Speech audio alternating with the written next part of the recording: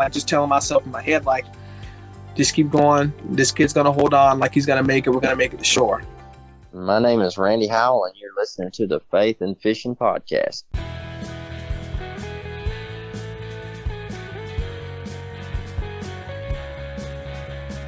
Welcome to the Faith and Fishing Podcast, where every episode I'll bring you an interview with a member of the fishing community, and they'll be sharing their faith stories and fishing memories with you.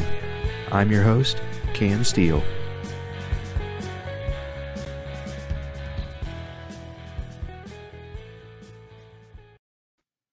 Hey y'all, welcome back to the Faith and Fishing Podcast. We've got an awesome episode for you this week, and I really don't have any housekeeping things to go over with you other than I've finally gotten over the cough. Y'all know I've been dealing with a cough since Father's Day, and it is all but gone, and I think as long as I don't laugh too much, we should be good to go. So hopefully you won't have to listen to any more of that. And so with not a lot else to say in terms of housekeeping things, let's get our guest introduced, and we will do that right after this. Atollas, based out of Charleston, South Carolina, is an eyewear accessory and gear company focused on enhancing your time on the water. Their floating sunglass retainers are the most technically advanced around. Over 5 years of engineering, testing, and exhaustive feedback from paddlers, anglers, and watermen have resulted in a patented design in a class of its own. They're incredibly light and comfortable, built for durability, sport a sleek, minimal design, float virtually all brands and models of sunglasses, and they're backed for life. So if you break them, Atollas will replace them. No questions asked. Whether you're fishing, kayaking, or boating, Atollas will save your shades from the dream. Head on over to atollas.co to check out their gear and use promo code faithnfish15, that's faith the letter N, fish the number 1, 5, at checkout to save 15% on your order.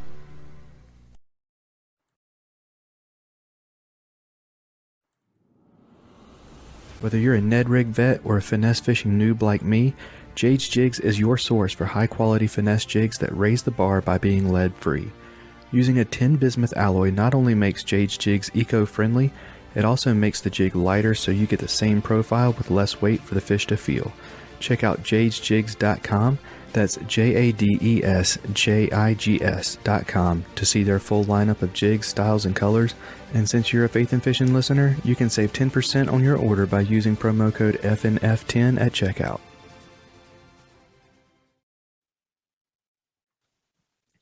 All right, recently a video went viral of a hero saving a kid, a 6-year-old kid from the water. As a dad, I still get shivers from some of the parts of that video.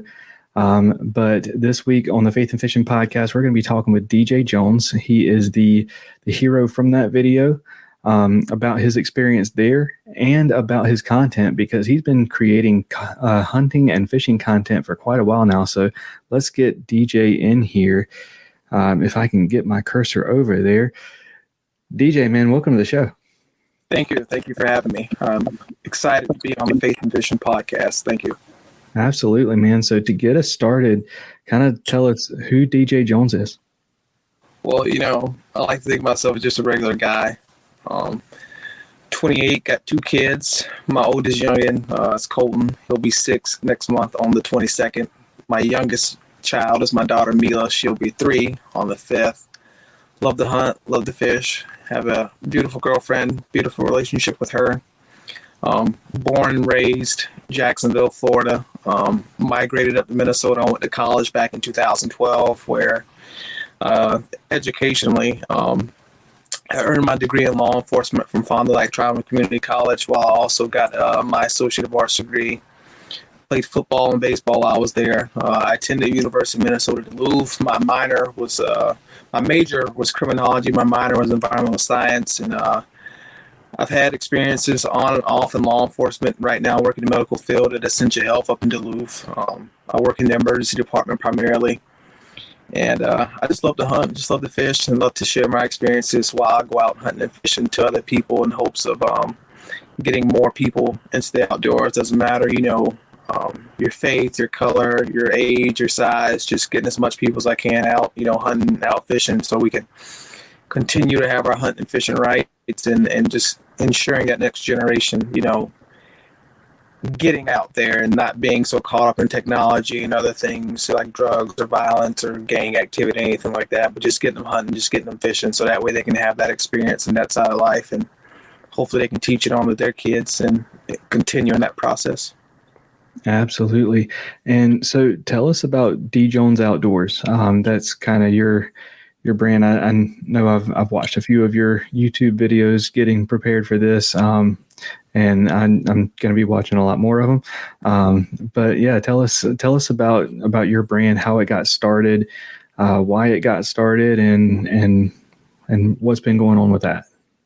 So originally, I come from a family of, outdoors men and women, and I like to say that with pride because my great grandma had 7 kids. She had 5 boys and 2 girls. So all of them can hunt, fish, cook, garden, the whole shebang, like that. Like that's what they grew up doing. So for me, it's like it was weird to grow up in Florida and to talk to somebody and they didn't know how to hunt, they didn't know how to fish, because that was the thing that everybody did. That's what we all do, and that's all I had ever known. With going to school and having something to talk about what happened at the hunting club that prior weekend, or going to school and getting done and dad's taking you to a pond, help you try to catch a catfish or a bass or something like that. And for me it was like that. Going to a majority white school growing up, there was only literally 15, 20 black kids, but I was always the kid who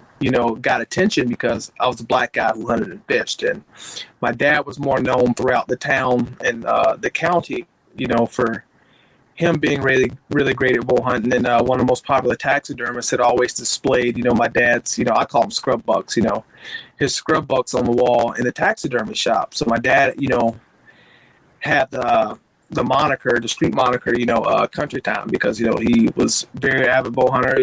He was out there for meat. It was it was made very well known that he was out for meat. He's got a couple wall hangers up on the wall, but to me, he started that passion being when it came down to bow hunting. I really, really, really loved growing up. I loved deer dog hunting down south, in southeast Georgia, northeast Florida. That was probably my favorite style of hunting. But as I got older and started realizing, how much fun it was to bow hunt, to get in close and to get within that effective range and try to, fool, a whitetail deer senses, which is probably one of the hardest things you could ever do out in the whitetail woods. You're coming into their environment and you're trying to fool them enough to get a shot off with a bow or, muzzleloader, shotgun, rifle, etc., whatever you have that's illegal to hunt within your state. And that's what I grew up doing. As I got older, I always played football, always played basketball, always played those types of sports and stuff growing up. And it was always fun, looking forward to fall because it was football season and it was hunting season. And as I got into high school, I became very popular amongst a couple of the other kids, outside of our school for hunting and for fishing, because, this was back when Instagram really started, popping off back in 2011, 2012. And we were taking pictures of each other while we were going out, pond hopping throughout Jacksonville, Florida. And, we may or may not committed a couple felonies by trespassing. And, it was all worth it, in my opinion, just to go out and have that option of catching the biggest fish you've ever caught in your life in Florida at night on a place that you shouldn't even be. So we were sneaking into golf courses. We were hotel ponds. If you had a body of water, that was unfenced, and we could park and pull up those Chevrolet trucks or Toyota trucks or Ford trucks that we could get into, and we'd all hop out and try to fish. And I had the idea of tracking those adventures, but I never really put 2 and 2 together that I could have created an Instagram page to do that. So I was doing most of that stuff on what I had was my personal page at that time. And then I had one of those guys that I grew up with was like, man, you just need to make a page strictly for hunting and fishing, strictly for that. And I was like, that's a great idea. And they had started calling me, around town, because a lot of these guys knew that I could hunt. They didn't know that I could bass fish as well as I wanted to be, or at least as good as I thought I was back then. So they started calling me Black Bill.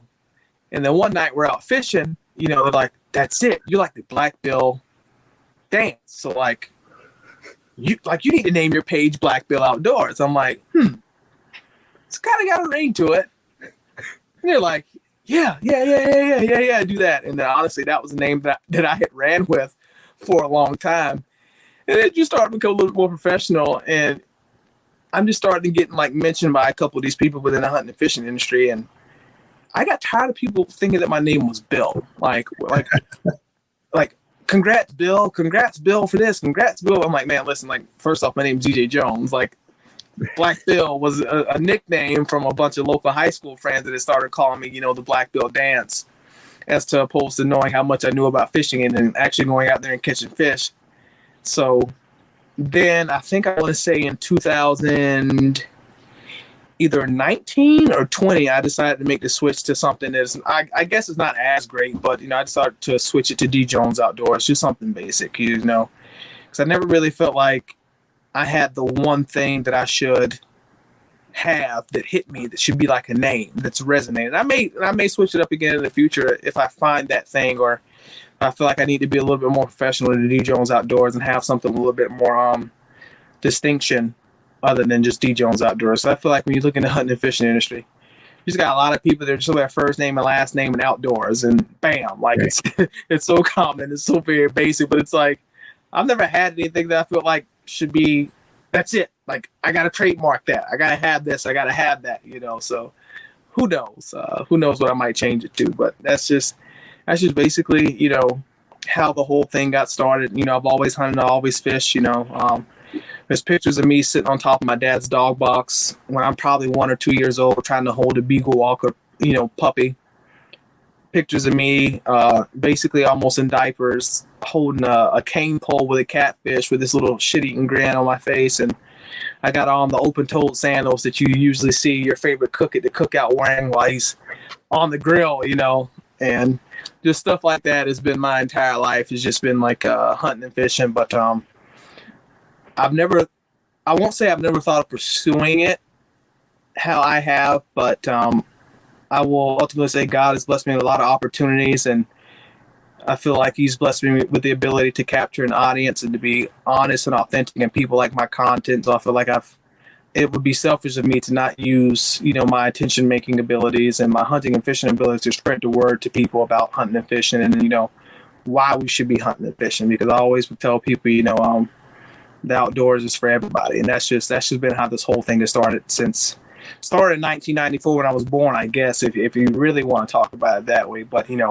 as opposed to social media, you can probably say it originated back in 2012. Awesome. So I wanted to ask this, knowing your background, what kind of difference and how big of a difference in the outdoors industry is there from Florida and Minnesota?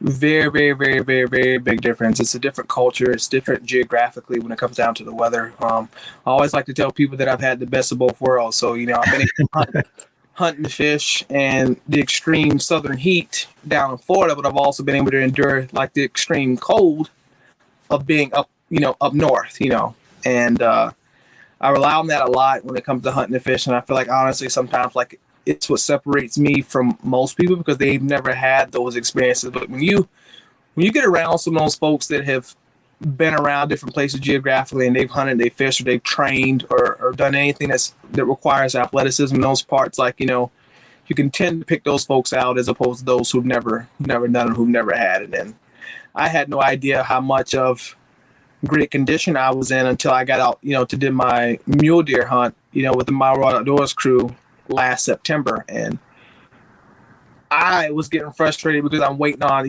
Brandon and JC and the guys to get up and down the hills because, like, I'm in better shape than them, and waiting for them to go up and down the hill, waiting for them. I'm at the back, but I want to be at the front, but I'm in the back, but I want to be at the front. And it's just great.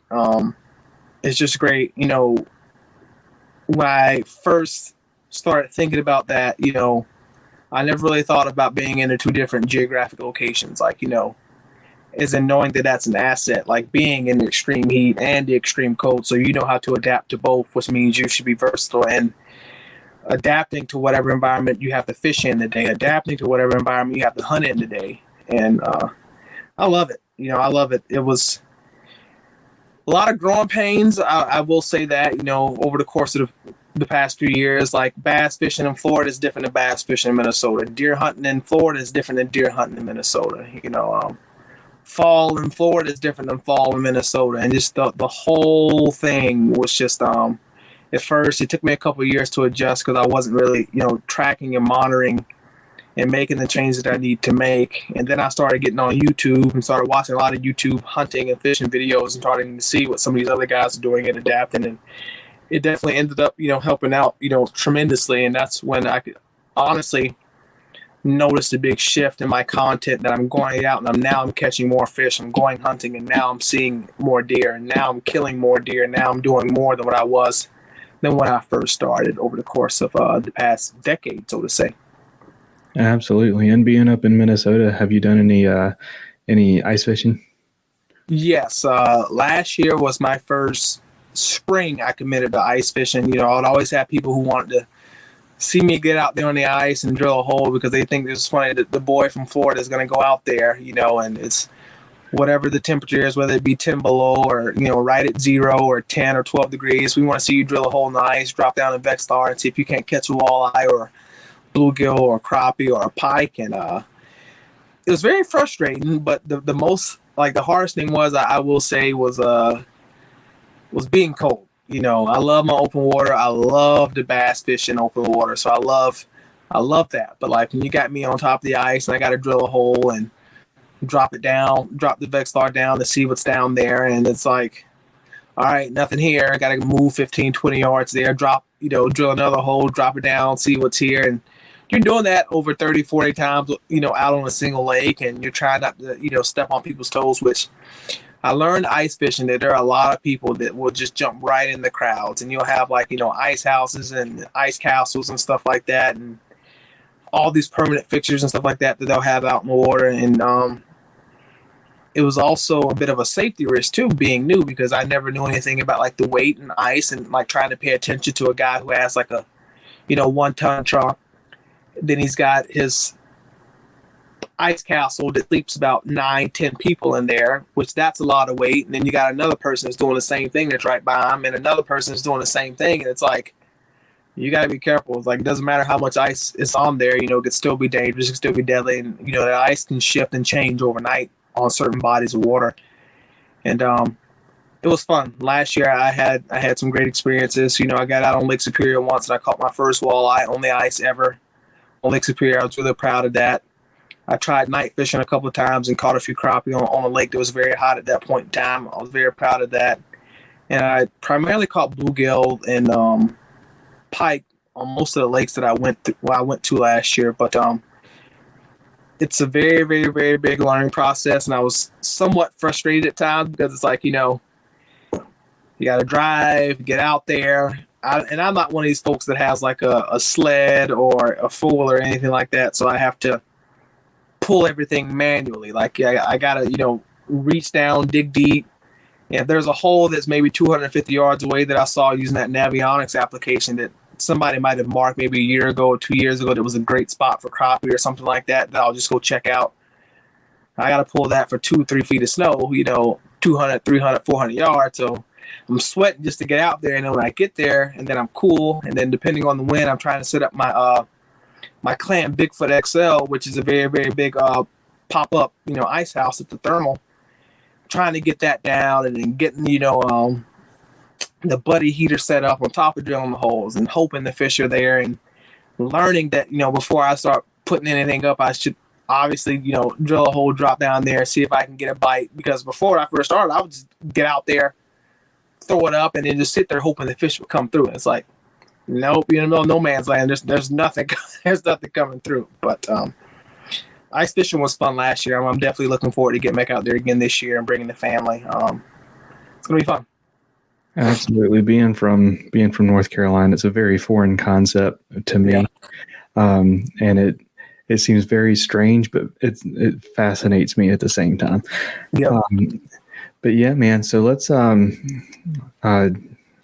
pause this for just a second. I need to change something here for my audio, and I don't know what it's going to do to the podcast, so bear with me for just a second. Okay.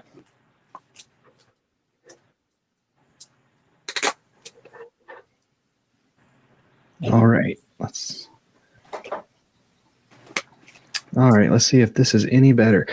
Yeah, man. So let's talk about the video that everybody is talking about right now. So so kind of walk us through like the basic story. You don't have to give us every single detail. I definitely want more details on certain parts, but yeah. Okay. So yeah, just feel free to stop me if you want, more details on certain parts or you got questions. But I want to thank you for still. I know you were one of the first people to reach out to me about talking about it, and I know I'm still kind of feeling like I kind of need to give it a little bit more time to kind of think about it and kind of process everything, because I'm still struggling with the screams and stuff like that, and just like things that the kid had said to me while we were out there on the water and when I got him up on land, and just his dad's demeanor. But I just want to say thank you. I appreciate you for giving me that respect, because there's some people that that have been trying to rush me to talk about it and do all that kind of stuff, and everybody processes these types of situations and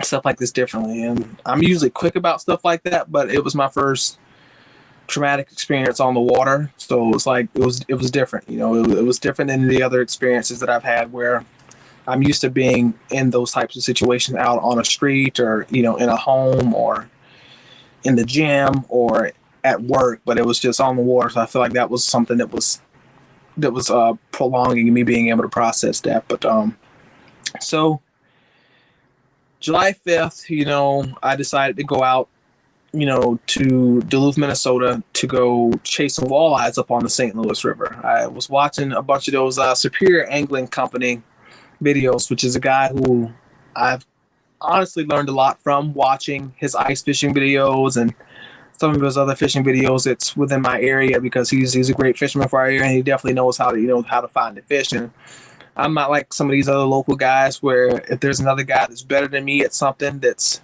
within my area, I'm not gonna hate. Like, I'm gonna continue to respect you, and then honestly, I'm gonna learn what I can from you. If there's everything I can do to help you, I'm gonna obviously do that. So shout out to him. But yeah, July 5th, I decided to go up to the Boy Scout landing after watching one of his videos, and I get there, and you kayak fish, so you're pretty familiar with the process of getting out, getting rods ready and cameras and all that stuff ready, and putting on your life vest or PFD, whichever term a lot of people may know that by. And as I'm doing that, there's a married couple that's sitting on the dock, fishing, and there's another married couple that's maybe 15, 20 yards away from the dock, and they're sitting up on a little sandbar while their kids are standing right behind him as the dad's fishing and stuff like that. And I could hear the kid that I eventually ended up rescuing later in the day swimming by his dad, while his dad was in the sailboat. So then get the kayak out, ready to go. I get in the water, fishing, and I can't remember what had happened at that first 10, 15 minutes I was out there. But I was just sitting there. I didn't have any bites, and all of a sudden I felt like this slight little bump on my line, and I set the hook because I didn't know, is this a giant walleye? Like what is this going to be? Is it a bass? Is it a bluegill? Is it crappie? Because you can catch just about anything on the river up here. And it felt like I was hung. I'm like, what did I hook into? And you know how when you get hung sometimes, you'll grab it and you'll see if you can lift it or move it, or you'll bob it up and down. I did that same exact thing, but it was something I had never felt before. So I put my rod tip down a little bit just to see if I could kind of reel it, get a little bit more slack. And then my rod dips a little bit further, but it two big dips. So I'm like, I either hooked into a log or a branch or something that's being drug and pulled away right now in the current. And then it hit me. I'm like, I'm not hung. I may have hooked into a sturgeon. And this is all I have it all. I have it all on my GoPro. So I'm probably like a crazy man out there talking to myself. But I'm like, guys, I'm just talking to my GoPro because I was waiting to hopefully release that video. I'm like, guys, like, I just hooked into a sturgeon, like my third cast on the St. Louis River. So I'm like reeling, and this thing is like pulling me away from the current to the left, like in a way. And I'm like, oh my God, wow. So then I called my girlfriend, who didn't answer the phone because she was sleeping. So she didn't answer. And I just remember at that point in time, I was able to look up. And this is one of the things that I think, God was, having me pay attention to. I remember looking up at that point in time after I had tapped my phone because I tapped my Apple Watch because she didn't answer. I could look up and I could see the dad pulling his anchor up as the kid is still sitting right there in front of him. But I didn't think anything of it, so I'm still fighting this. Could have been a sturgeon. I don't know. Could have been a log. Could have been a branch. Could have been something that I had that was just flowing down the river. And still going. All of a sudden, I hear, who's watching that kid? And I look up, and the kid is like maybe 50, 60 yards away from where he was originally at with his dad. And I couldn't see his dad because his dad was like off and behind me a couple 100 yards. And there was a couple that was there in their boat.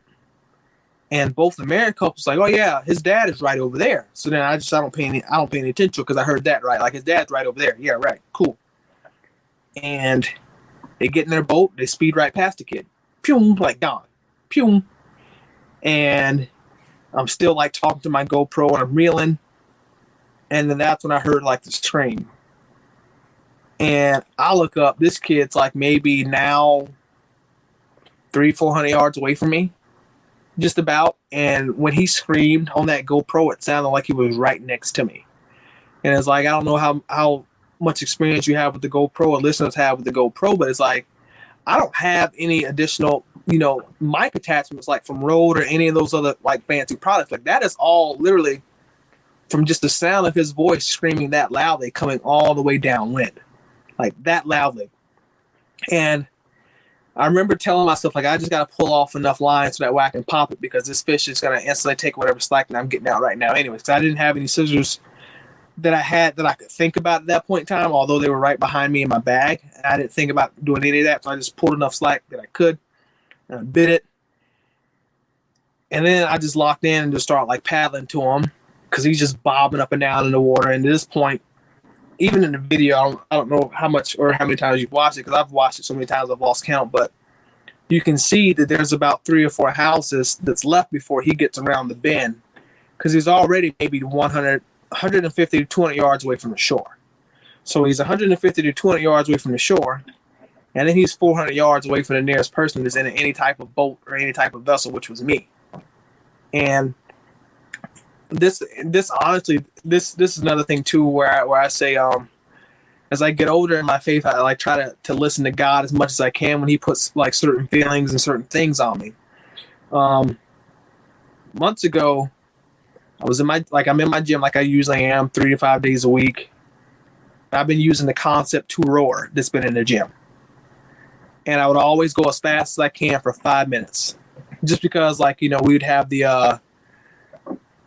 it has like this little timer that's on there where it's like, you can roll 500 meters within a certain amount of time, and it's like 2 minutes. But I always like try to roll like 1,000 meters because that was always like something that was fun to me. I'm just gonna go as hard as I can for 5 minutes. I went as hard as I could, and it took me 4 minutes to get to that kid.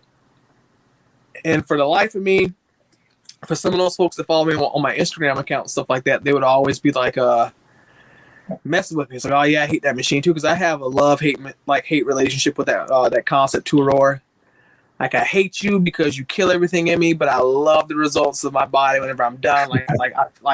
I have that relationship with that machine, but like I felt like I couldn't not do it. You know what I'm saying? It's like I felt like I couldn't ignore that machine. Like I don't know why I was just so drawn to it, and I had been hitting that machine for months and months and months, like just doing it, going back and forth. And then when I think back to that situation, like, that was God preparing me for that date. Like, months in advance, like not even thinking about it, because I like thinking to myself too, like, imagine if I didn't hit that machine, like how much longer would it have taken me to get to that kid? Yeah. Could that scream been his last scream as he, inhaled some water and his lungs started getting full. And then I'm in another situation where he's got to have CPR on him, and I still have to get him and hold him and carry him and then try to roll and get all the way back to shore. But I'm luckily for both of us, we weren't in that situation. So I get to him, and the first thing I asked him, "Are you all right?" He's like, "No." And I asked him if he needed help going back to shore. He's like, "Yes." And he just starts like almost like hyperventilating and screaming and saying he needs to find his dad, like he needs help. Like, I'm like, "Listen, like your dad's back over there," not even knowing where he was at. I'm just trying to instantly comfort him as quickly as I could. And he starts like grabbing the side of my kayak. And I know you have kayak listener experience, and some of the listeners do, and some of the listeners probably don't. But in kayaks, like especially a sit-in kayak like what I was sitting on, or any kayak in general, if you lean or have too much weight to one side, the first thing you're going to start doing is start taking on water. I knew this kid was small. Like he wasn't small enough for me to try to lift him up out of the water and onto my lap so I could row with him back to shore. It wasn't going to work out. And I felt like I didn't have a lot of time to think of something, but in my mind, I should have felt like I had all the time in the world to think of something to get this kid back to shore. And what I thought of and came up with first was, I need to ask him, can he continue holding on like this? Because I don't know how much he has left in him, because he's been fighting the current for God knows how long. He's been in the water for God knows how long. And we're clearly 200 yards away from shore minimum. And that's a long ways when you're fighting the current and you're a 6-year-old kid trying to hold on to this random stranger's kayak, And I just remember building this confidence, like telling him, like, "Man, you're such a great swimmer. You're doing great. Like, do you think you can keep holding on?" He's like, "Yeah, I keep doing it." I'm like, "Great, man. Like, you're doing such a great job. You're doing such a great job." And I'm talking to him as I'm rowing. So I remember I was going to try to row backwards at first because the wind was blowing me back out. And the position that he was on my kayak, I couldn't necessarily row forward because my right paddle would have hit him in the back of the head every time I was trying to go. Right. So now I'm in a situation of where I can't even row regularly with him on the side of my kayak. So I was fighting that demon too. And I'm like just telling myself in my head, like, just keep going. This kid's gonna hold on. Like, he's gonna make it. We're gonna make it to shore. So I just remember talking to him, and he couldn't even tell me how old he was at that point in time too. And I thought that was kind of crazy. But I remember, like, that's one of the first stages of hypothermia. It's like it's memory loss and stuff like that, lack of time, lack of information. And for kids, hypothermia sets in faster than it would for adults because their body size and temperature isn't regulating that much heat. And his face, I'll never forget the look he had in his eyes. His face and the amount of panic that he had, because his snot was just coming down out of his nose, like not like I don't know, like it was just one of those things where I don't think there's a person alive that would have looked at that kid and thought that he didn't need serious help and help like right now, as soon as possible. So I get him all the way up to the dock, and he didn't even have enough strength to pull himself up out of the water onto the dock, which I had to edit so much out of the video for it to meet like the requirements and stuff like that on Instagram, but he couldn't even pull himself up on the dock. So I had to get next to him, grab him on his vest and try to push him up onto the dock. And I'm asking him, because he was telling me the entire time, he's like, "I'm cold. I'm so cold." Like, that was weighing on me at that point in time too. And I'm just trying to make sure that we're doing everything right, and I'm getting him to shore like as quickly as possible. And then he's like talking about his dad. I was like, I don't know why my dad left me. And like I was screaming for him, and he was just ignoring me, and I was screaming as loud as I could, and I don't know why. And then that was like bothering with me too, because like he's bringing out the anger and frustration in me, because like I'm angry too, kid, but like I need to focus on getting you to safety first, and then we'll handle iron out a lot of the other stuff later. Yeah, absolutely. And I wanted to kind of touch on how good of a job that you did at calming him down. And what was it? you said at the beginning of the podcast that you work with emergency situations and stuff. So was that where that training kind of kicked in, or was it like just fatherly instinct, or what was it that, having a background in law enforcement and stuff like that, and then working at the largest trauma hospital in northern Minnesota, and been doing that for the course of a couple of years now. Like, I've been thrown into a bunch of high pressure situations where I'm dealing with grown adults who are literally grown men who are 6'6", 6'7", 300 pounds, who are fighting, withdrawals. And you're having to talk to somebody. In some cases, I'm talking to adults who have the mental capacity of a 4-year-old or a 5-year-old. And what I've learned in my experience of these critical situations, we can't listen just to have a response. We have to listen to understand, and we have to communicate enough for that individual to understand, not from our level of comprehension, but from their level of comprehension. So essentially, it's like I can't talk to, a 6-year-old like he's 30 years old and expect him to understand everything I'm saying. I can't talk to a 30-year-old like a 6-year-old and expect him to understand everything that I'm saying. There's so much that goes into kinetics and the communication and the critical thinking and safety that, like, I work with people at that hospital that save lives every day. Every single day I work with like doctors that save lives, nurses that save lives, everything, EMS, Mayo Clinic, like, literally everybody under the sun, and constantly being thrown in those situations at work. Like, as a job, like, to me, I won't say it's the easiest job, but you kind of get, you kind of get used to it. You kind of get used to being thrown in those situations. And I'm the type of person when in those situations, like, I'm not going to sit in the back and wait for something to happen. I'm going to make something happen, because I feel like the faster you can get a situation resolved, the better the outcome is going to be for everybody that's involved. And what I've learned and when these situations get prolonged, that's when you have some of the more serious accidents or injuries, and even sometimes death, may occur. And in that situation, I knew no matter what, I had to get this kid calm, and I had to get him to shore. And I got to make sure that we start getting him warmed up, and I got to contact 911. And luckily, we got him to the right campsite. I get there, and there's been situations before, too, that I've seen on the internet where, I've seen where a person of color has went to a random person's house to seek help, and they've been, shot and killed by the homeowner, or law enforcement shows up and they've been, attacked or hurt or harassed. They died because, instead of trying to figure out, if this person is a suspect or what are they doing, like, they needed to have been helping that person, and I didn't have to go through that.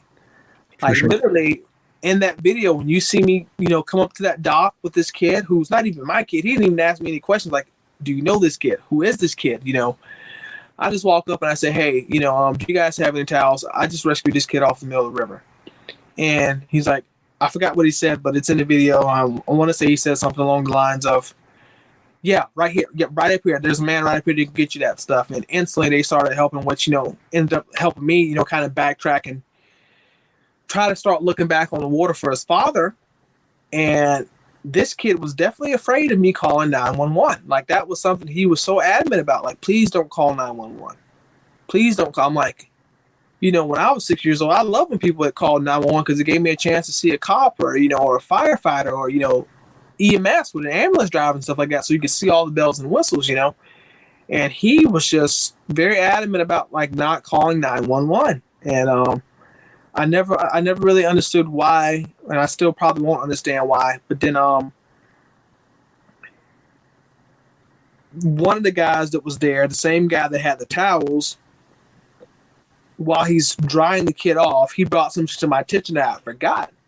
But there were 2 people last year that drowned in that same exact spot on the river, which was a father who was attempting to save his daughters, where he ended up saving one, but the other one ended up dying. So there was 2 deaths that had occurred on that same exact spot in the river last year. And I'd almost forgot, about that entire, event. And he's asking me where the dad is, and I'm like trying to look back, and finally we still see him. He's still hundreds of yards away from us and where we're at, on his sailboat, and he hops in his lawn and he goes around and he picks the dad up, and EMS and law enforcement beat them there. So I'm talking to the 911 dispatcher and explaining everything to her, and obviously she did a great job of getting the first responders directions on how to get me. And I just remember standing in the road and waving so they can see me, and then they came down and I just started pointing at the house, and they got out and asked me, was I the one that called the RP, which is a term we like to use, reporting party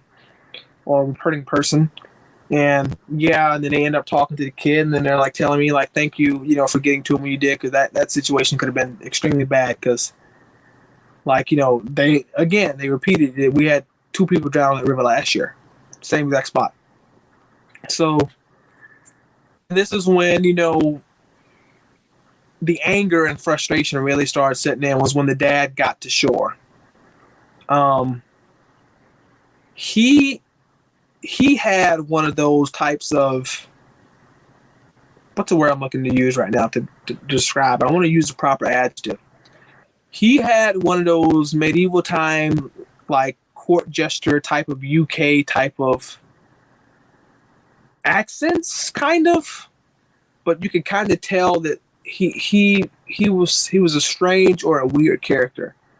And I edited this part out of the video, but he walks up behind that deck area there, and the first thing he says, as he puts his hands on his hips like this, folks at home, I look like, if you're a guy, I look like your wife after she asked you to take out the trash 3 times a day and you didn't, so then she stands there and she puts her hands on the hips. Or if you're a kid, when your mom told you chores to do by the time she got home and you didn't do them, and she's standing there and the first thing she does is put her hands on, like, he done one of those types of gestures for the folks at home. And he goes, I suppose introductions are in order. And I'm like, what in the hell is this guy talking? Like what? And I'm thinking to myself, if I knew I left my kid in the middle of the river like that, like, forget you, and everybody else is there. I'm running to my kid to hug and console my kid. Absolutely. And to making sure my kid is okay. And he had there was no, sense of urgency or anything about him. And then he walks up and he introduces himself and he shakes my hand, and I'll never forget the first words he said. He's like, it sounds like he got nervous as he's pointing his finger at him. I'm like, let me get this straight. You're a grown man pointing your finger at your 6-year-old child because you left him in the water because you're on your sailboat after you pulled up anchor? But I was like, this isn't the time or the place. You're not in uniform. This isn't something for you to try to investigate. Like,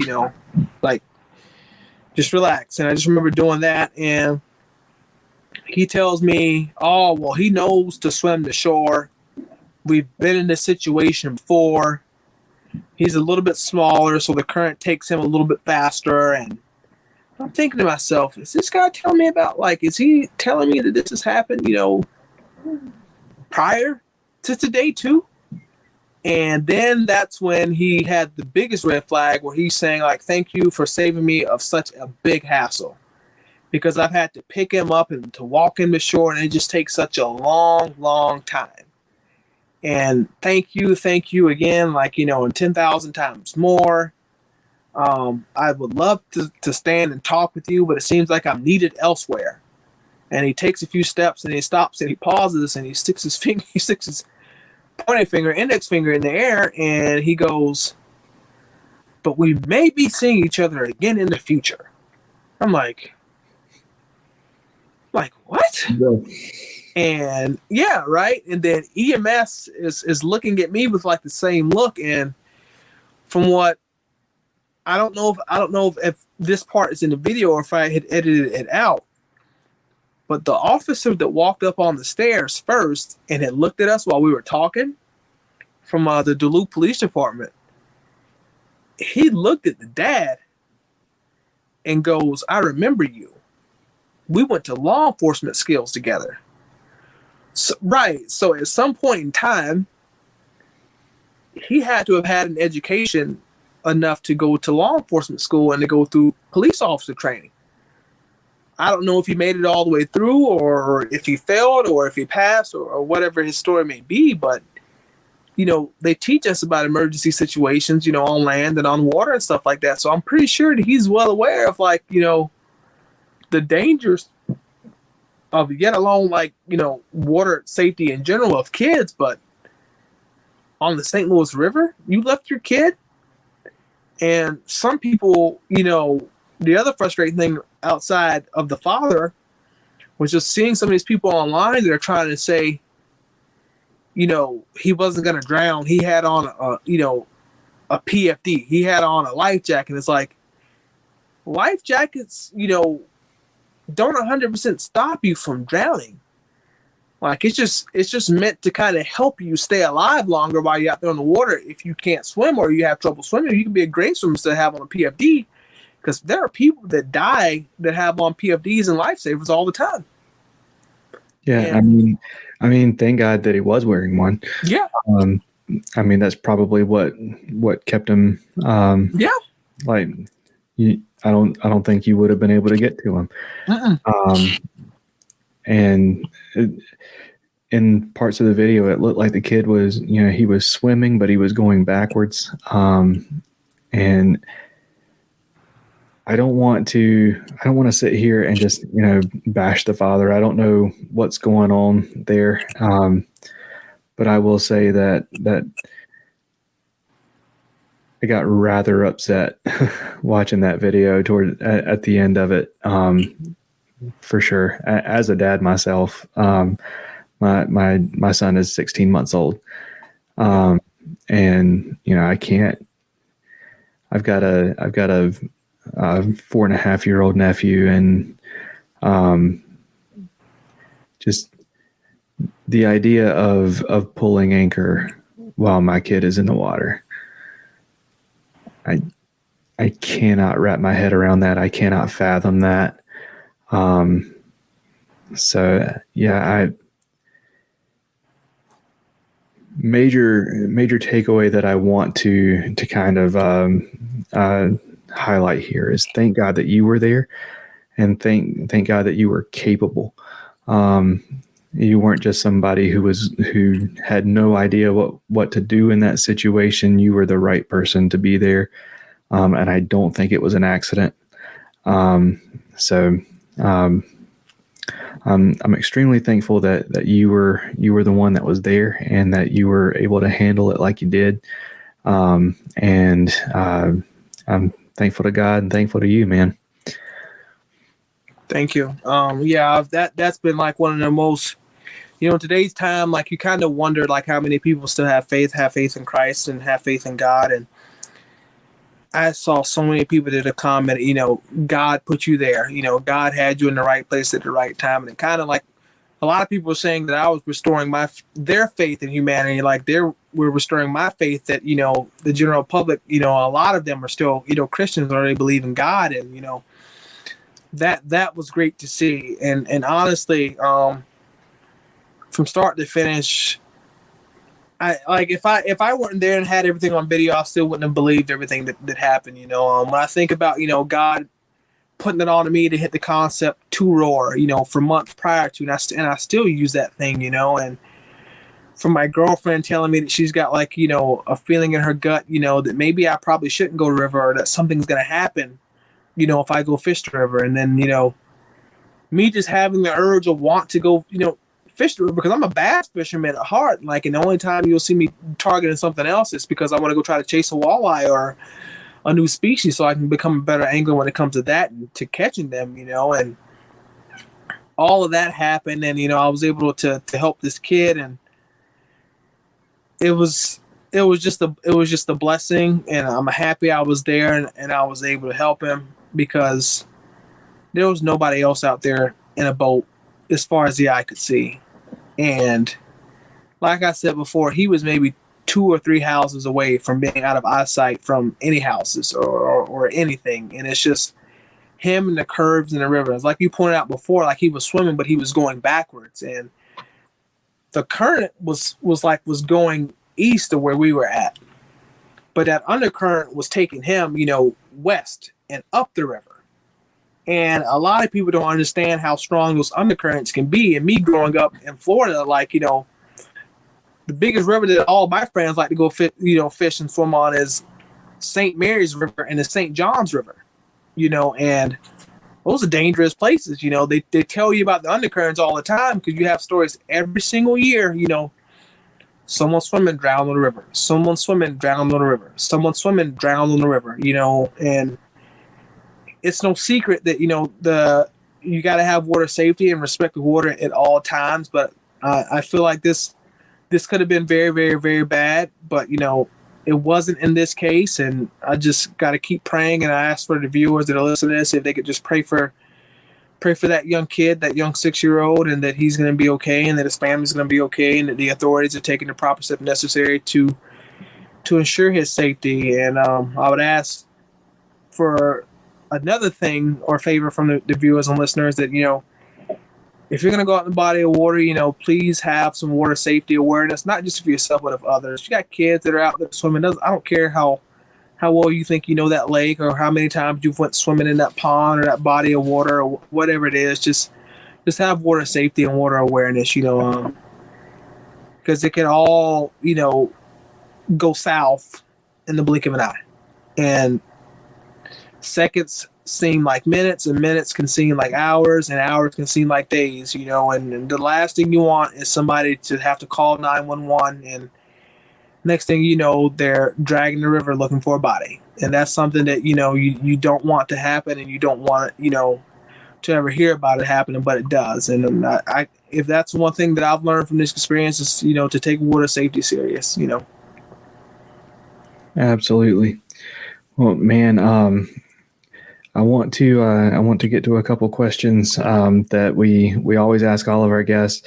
At this rate, I think I'm going to have you back on to really dive into your faith a lot more. I really want to do that, but I want to be respectful of your time too. We're coming pretty close to an hour already, and we got a little ways to go. So, what fishing story or memory means the most to you, man? Well,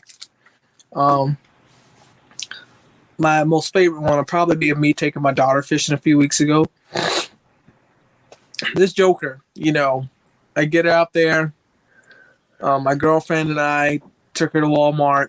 She picked out her own Princess Moana pole from Disney and stuff like that. I got it all picked out, right? I wanted to bring in a kayak, but I realized I think I might not have enough room to bring out my kayak, and trying to navigate her and the fish while in my kayak might not, be the best idea right now. So I just brought her to one of my favorite spots, bank fishing, and got her a worm, got her got a bobber, and got her boots on, and she's got her jacket on, and we're fishing, and we finally catch a fish. And I'm trying to tell her, to watch, her bobber, and she's watching everything in the woods. She's like, Dad, look at that stick. Look at the grass. What is that on the water? Is that a lily pad? Is that a frog? She's asking me a million questions and stuff like that. And I'm just trying to tell her. I'm just trying to get her to focus on the bobber, but this is what you get when you take a 2-year-old fishing, right? So, and her bobber is just doop, doop, doop, doop, bobbing up and down the water. Is getting ready to go on the water. So I'm like, okay, we got to set the hook. And her head's like this, and then turns like this, and then I just start helping her reel. And we get the fish in. We weren't out there on the water not even 15, 20 minutes max. At the max, right? We get this fish up. She's like, yay! I'm like, great job, you caught a fish. He's like, now we can go home. I'm like, what? What? You just caught a fish and now you want to go home? She's like, we can go home now. And then that was the reel that I ended up putting on my I put on my Instagram from a few weeks ago, and it was just just to see her a whole ride in the back seat of the truck in her car seat. Are we gonna catch a lot of fish? I'm gonna catch a big fish. And all she's talking about is fishing, right? We get it there, we go fishing. She catches her one fish, and she's yay! Now we can go home. We can go home now. And I had to talk her into grabbing the bobber so we could take a picture with the fish, and we did that, and she got home because apparently she wanted to, watch Peppa Pig, get some fruit snacks, and have some of her Welch's juice and stuff like that. And You can't always have your cake and eat it too. I had fun with her last hunting season, so I guess we'll just have to wait. So That's awesome. yep. All right. So whenever you are going out fishing with somebody, what are your typical conversations centered around? What are y'all usually talking about? Well, I'm gonna say this pretty loud because I go with my girlfriend. She's in another room.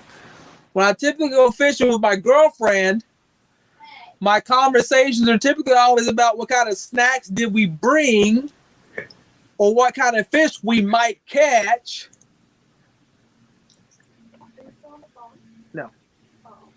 No, I'm not on the phone. Why are you yelling? I'm kidding. I'm still on the phone. Did you hear her?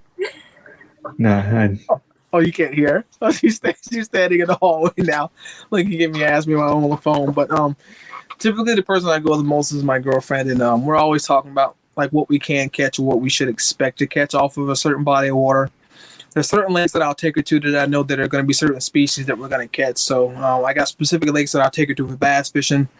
I have specific lakes that I'll take her to go for bluegill. Well, you're down south, so I can say brim, and you'll know exactly what I'm talking about, right? I say that to some people up here, and they look like I'm talking to them, as in like the Da Vinci Code, or I'm talking some secret language that they've never heard of before. But for my northern viewers, you guys call them bluegill or sunnies and stuff like that. So typically that's what the conversation is going to be about. And I try to break down what I'm seeing as an angler so that way she can understand why we're doing certain things and why we're using certain tactics on certain times of the year. It's like, I'm getting her to understand the concept now when we go fishing of looking for weed edges and places that have structure and cover for those brim, those bluegill to be at whenever we go bluegill fishing or brim fishing or sunny fishing. And when we go bass fishing, I'm taking her to certain places where, like, if we're getting out and it's around noon, we're going for places that are going to have shade, like under the lily pads, under the docks, boats, etc. and stuff like that. And those are typically the conversations that I'll have while I'm out on the water. And if it's with her, she's either usually asking me and I'm breaking down the stuff about why we're using what we're using. And then her latest question, or the question she likes to ask, like, did I bring any snacks? Or get all this other stuff whenever we come. But, she's a hoot. I love her to death. I love bringing her fishing with me. And she's my fishing partner, and she's always down to go fishing. So I'm not going to complain too much about bringing her. absolutely. That is awesome. All right. So with all of our guests, we always close things out with a segment that we call "What's Your Favorite?" It's self-explanatory. I'll ask you a few different, ask you your favorite in a few different categories, and we are going to get that started right after this. Oh boy, do I want to do this? Savior Outdoors gives me confidence that no matter what happens, what I take on the water is coming back home with me. With retrieval devices for fishing rods, bow fishing bows, action cams, and even one that can be attached to your other gear, they've got your whole arsenal covered. When one of these devices goes in the drink, it releases a float attached to your gear by 60 feet of line so you can get it back, and the pressure-sensitive filter means that you don't have to worry about rain or dips in the water while landing a fish. At SaviorOutdoors.com, that's SAVUR Outdoors.com, you can use promo code FNFP15 to save 15% and try them for yourself. All right. So to get us started off, what is your favorite scripture? That's always the tough one because I always feel like when it comes down to the Bible, everything that's in there is equally important. But I must say, when the Lord tells us, to grab your bow and quiver and go into the field and get some wild game for me, that has to be my favorite verse. That is awesome. Yep. Yeah, we don't have I think this is the episode that we have talked about hunting the most. Mm-hmm. So that's pretty cool. I'm not much of a hunter myself, but I love eating the game. I love the sport of hunting. I just love the action of hunting. Hey, listen, you can't eat the horns, and eating is probably like my second most thing about actually going out hunting after getting an animal is eating the animal. So, for sure. All right. So, what about a particular story from the Bible? Is there one of those that's your favorite? I'm David, so I have to say David and Goliath. That has to be my favorite story. So. Absolutely. All right. So what is your favorite fish to catch? Has to be a Florida strain largemouth bass. Has to be. Has to be. Awesome. Now, what about your favorite fish to fish for? Has to be largemouth bass, Florida strain. All right. In the last episode, we went 3 for 3. Are we going to do it this time too? What is your favorite fish to eat? Freshwater, it has to be a 3-way tie between tilapia, catfish, and I will have to say walleye has become one of my favorites since I've been up north in Minnesota. Okay, absolutely. What about saltwater? Ooh, I'm not that much of a fan of saltwater, food. But if I would have to say saltwater, it would have to be a tie between flounder and trout. Okay, absolutely. Yeah, so being down in Florida, you get to eat wild tilapia, which I am assuming is leaps and bounds better than what you're going to buy in the store. So that I would actually agree with you on the tilapia if I were catching wild tilapia. So I will say I'm not a huge fan of it whenever I'm buying it frozen from the store, but yeah. That's something that is really really crazy to me is being down in Florida. You get to catch fish that. So I grew up like studying aquarium fish. Like I was like I had all the books. I had multiple aquariums in my bedroom, and so like aquarium fish was my thing. And now I'm seeing like people in Florida like catching the fish that I was like studying about the aquarium trade, which is really interesting. But yeah, man. So since we're talking about food, and you mentioned it earlier, what is your favorite fishing snack? A lot of people are probably gonna hate me when I say this, but it's like I don't like to eat when I go hunting or fishing because I feel like it takes away from my focus, and the 20-30 seconds that I might have to try to get something to drink or get something to eat, I could have caught a fish. But usually back in the day when I would go fishing and bring snacks out, it would usually be Hidden Valley Ranch sunflower seeds. Okay, absolutely. I'd pack them in and just go to town. That's awesome. Yeah, I'm really bad about packing food and stuff to drink and then never touching it. Yep. So I try to force myself to remember. Like sometimes I'll even set a reminder on my phone. Hey, drink water. Hey, drink water. But yeah. So let's see.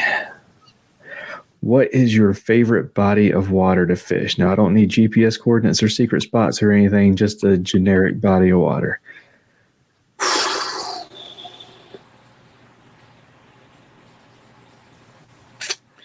I would say if I'm back home in Florida, it would have to be Lake Toho. But if I'm up north in Minnesota, it would have to be Sturgeon Lake up here in Sturgeon Lake, Minnesota. Those two are my favorite bodies of water, and I say those two because they're both great fisheries. I say Lake Toho because it was the one lake where I had a friend and we went down there. We had fished it once, and we had great success. We didn't catch anything big, but this was back when my page and stuff was growing, so we were trying to go out and try to fish new places. And we got out there, and we were actually able to have some success. We caught some 3-pounders, a couple 2-pounders, and for us it was like great confidence builders because you follow along in the fishing community, and you know how there was always a lot of beef between those who are great pond fishermen and then those that are great lake fishermen or river fishermen and stuff like that. So to kind of get that monkey off the back of being only great in ponds where you know what to do and you know what to throw, as opposed to getting out on a lake and having different changing variables, and there's a ton of more pressure that's going on, and you have to actually figure out what the fish want to catch them. That was always a big confidence boost. Yeah. So if I had to say overall, number one, it'd probably be Lake Toho down in Florida. Okay, absolutely. And I don't want you to give away too many secrets, so you can say you don't want to if you don't want to. But what is your favorite lure to throw?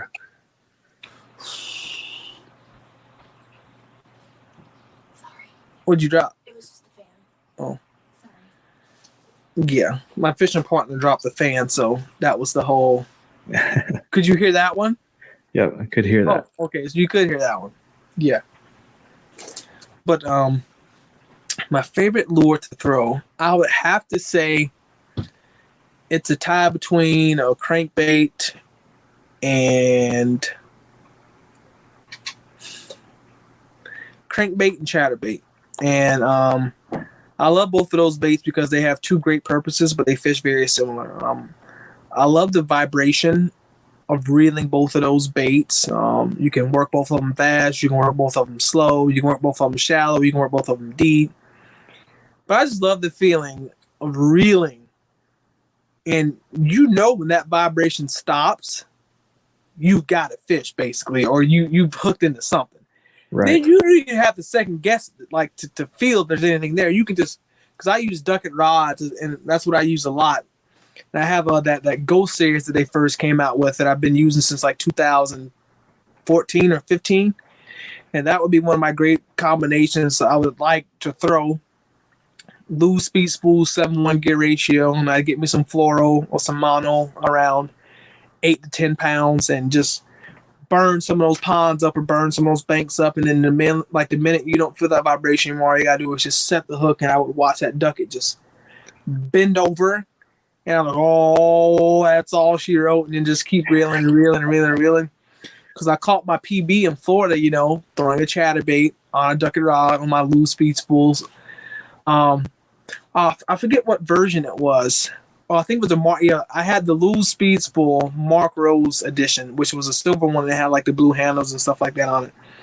And I caught my PB on the chatterbait, doing that. So I'm gonna forever have love for those two baits. Absolutely. I'm a crankbait fanatic myself. Do you prefer to fish a crankbait with or without a rattle? I have to say with.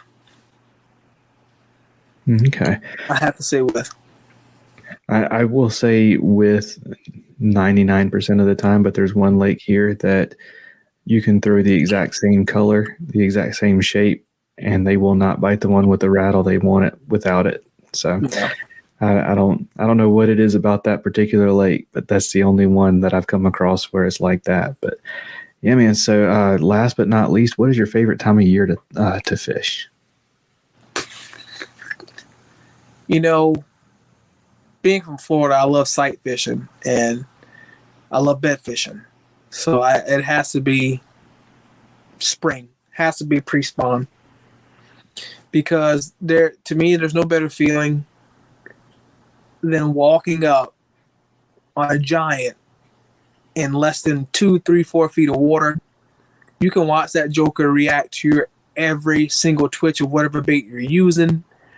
I know I would always be havoc, get one of those missile baits, D-bombs or destroyers, one of those types of baits, or I'd have a yum dinger in black and blue, or I'd have a green pumpkin one, or I'd get one of those rage tail crawfish in either white or red. You can just flip it on a bait, either flip it on a bed and just twitch it once or twice, and just watching these giant fish just go nose down, and then just boom, like. To me, there's no greater feeling. And I have some people that are down south and they hate bed fishing. They say, well, bed fishing is, doesn't require any skill or experience. I'm like, bull crap. Like, you know how many fish I've had to work on a bed because, everybody and their sister has thrown a bait at them within the past 2 or 3 days in pressure ponds or lakes or bodies of water. And some people just have this phenomena thinking that, like, you could automatically catch your PB if you just roll up on the right place at the right time, on the right lake or body of water. And for me, I just kind of feel like it's a low blow or it's a punch to the gut. But I love fishing when those fish are on beds because it's just so much fun. And number one, you don't have that opportunity all year. You don't. Like it's a very short window, so you got to take advantage of it. And I love and I take pride in knowing that between February to March every year in my home state of Florida, you got all the major bass fishing series that are coming through. And people are catching 8, 9, 10, 7s. Like, and I just love, even 6s and 5s. Like, I love just watching people just wreck fish bed fishing. Because to me, that's just like my excitement. And the most exciting thing for me is to watch people do that. And I've also lost what would have been my PB sight fishing, I want to say the spring of 2020, and that's on my video too. And had a rookie. Is that the shopping cart fish? Yeah. I was just watching that video before the interview. Oh my God. And even then, man, that one there was just, flight got delayed coming back up to Minneapolis to come home, and had a buddy who works for the Jacksonville Sheriff's Office, and he's one of my former high school, classmates and teammates for football. It's like, hey, dude, I just caught this chunk at this pond. You need to go check it out before you go. And this is literally the night before I got to leave. So I send this kid a message back like, hey, like, I'm leaving tomorrow morning and I won't be able to do it. Middle of the night, wake up, flight gets delayed, loads up the truck, heads out there. And it took me forever to get that fish to bite, but I finally found the jig that fish would react to. And it reacted to the one jig that I had that was black and blue, and it had 2 of the rattles on the top. The only one it reacted to out of everything I threw at that fish. I tried all my best moves, nothing. That one was the only one that worked. And I just got that setup from a friend, and I was kind of wishing that I would have hooked into it with a different setup that had braid, because I was so worried about that fish getting caught up in that shopping cart and wrapped around that branch that I was like, I can't let it get there. I can't let it get there. I can't let it get there. And then that led to me trying to pull the line and pulling it right out of the fish's mouth. And the deal was with that fish, my PB was a 7-1. Like, it was a 7-1 that I called in chatterbait. That fish looked like it could have ate my 7-1. Like, legitimately. It looked like it could have ate my 7-1, no problem. And even the buck that I caught off of that bed was maybe 5-6 pounds. Yeah. Because the video I uploaded of the buck was freaking huge. That was a nice fish, and the one that you lost, the mouth on that thing was just huge. I know. Massive. I know, and honestly, that was one of the last opportunities I had to go bed fishing down in Florida for the past 2 years. So I haven't been able to go do the work and stuff like that, and then with the kids, and so I have been able to do it. So that was always going to be the one that's going to haunt me forever, because I would have probably had a double digit, I want to say, or at least damn near close to it. But or what they call in Florida is a trophy catch, because I don't know if you guys do that up with Bass Pro Shops. Do you guys do that there too? We do like the citations. I don't remember up in Virginia. It's called a citation fish. I don't remember something along that line though. Like it may be trophy that they call it. I don't remember the terminology that they use, but they have a program like that through the Fish and Wildlife Service. Yeah. Okay. All right. Good. I was hoping you guys did, because I know down in Florida we call it the Florida Trophy Catch System, which is at that point in time, it may have changed now. This may have been a few years ago, but it's the Florida Trophy Catch System, where when you catch a fish above 8 pounds, you take a picture, you send the GPS coordinates, you show a picture of it with the weight on the scale, and you enter that into the MyFWC website. Then you would then automatically get entered and receive a free $100 Bass Pro Shops gift card. Okay. So that would have been my gift card. Gotcha. 10 years in the making almost. So it happens. Yeah, man. So we're going to start winding down. So kind of let us know what's coming up. What's coming up next for D Jones Outdoors? Hey, I know we've talked about it before. I love to hunt, so I only fish until I can hunt again.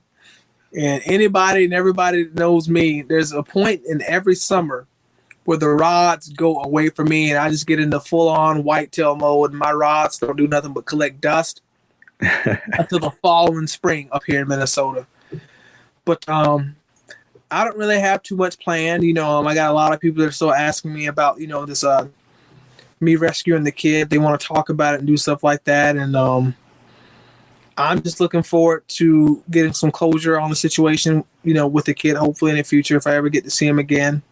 If not, I'm just going to ask God, to just keep his angels wrapped around him and the family. And I'm going to just do my best, continue to take care of myself and take care of my family, keep pumping out videos and all that content that some of the people like and some of the people don't like that I put out there on my profile, and drink my whiskey every now and then, keep things in order with the lovely lady down the hall down there, and keep getting right with the Lord as best I can.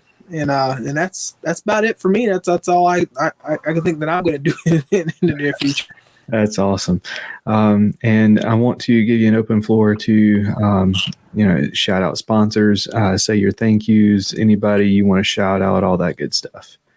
Yep. First, I just want to say thank you for having me on the show. And I also say thank you to everybody that's reached out to me and has had words of positivity and encouragement towards myself and towards the young man whose life I entered into, a couple of days ago. And when it comes to my fishing partners and stuff like that, my folks at Mystery Tackle Box and Catch Co. and Under Armour Fish and Carl's Bait and Tackle, a lot of love for you guys. And I just want to say thank all of you guys for supporting me, and all the things that I've done when it comes to hunting and when it comes to fishing. And I just want to pray that God blesses each and every one of you guys. And I also just want to say I hope everybody can just, be the best person that they can be and be positive and be respectful to everybody, because you'll never know who God may have you, be that person that can help them change their lives, or they may be that person that God will have, change your life. So just always, treat people the way you want to be treated and treat everybody with respect, and stay safe. Preach it. Yeah, man. So, and if our listeners want to follow your adventures, want to follow your outdoors channel and stuff, let them know where we can find you. Well, you can find me on both Instagram and YouTube at djonesoutdoors.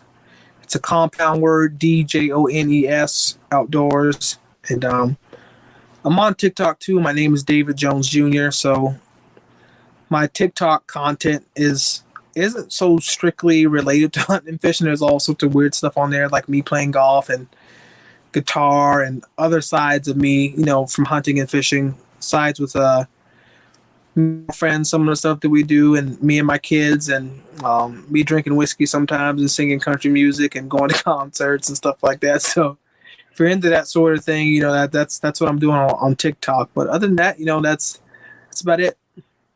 Awesome. Well, we are going to jump into the outro here pretty soon, but DJ, man, thank you so much for coming on the show. I've absolutely enjoyed it. This awesome episode, and I wish you all the best, man. Thank you.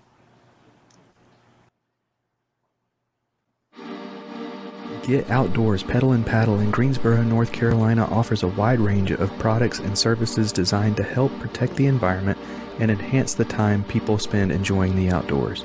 With an expansive year-round inventory of kayaks, SUPs, bikes, kayak fishing accessories, paddling clothing, biking accessories, and more, Get Outdoors has established itself as one of the top paddle sports and biking shops in the Southeast.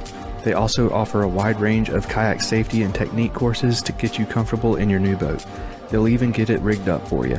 Stop by the shop in Greensboro, North Carolina, or check them out at shopgetoutdoors.com.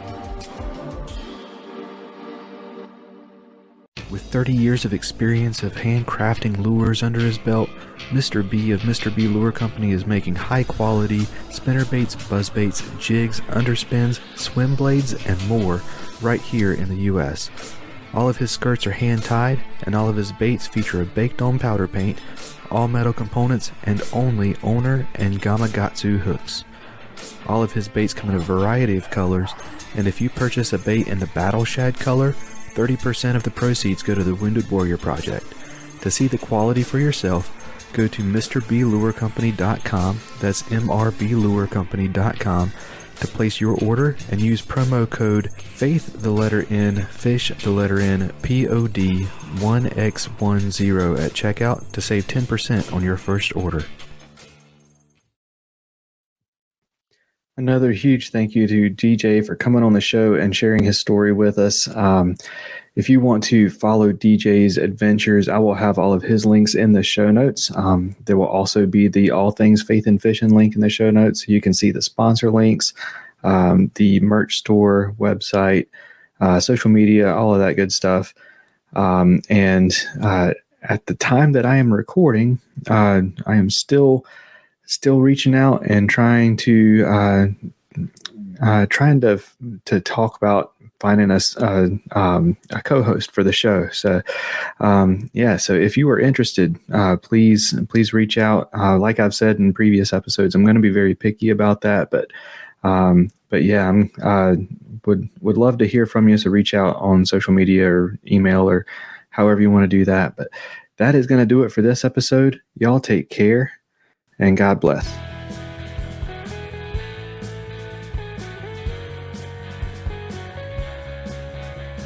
Thank you for listening to the Faith and Fishing podcast. Faith and Fishing is produced and hosted by me, Cam Steele, and is sponsored by Jade's Jigs, Get Outdoors Pedal and Paddle, Savior Outdoors, Atollas, and Mr. B Lure Company. Be sure to give us a rating and a review and to subscribe wherever you listen to podcasts. That's going to do it for this episode. Y'all take care and God bless.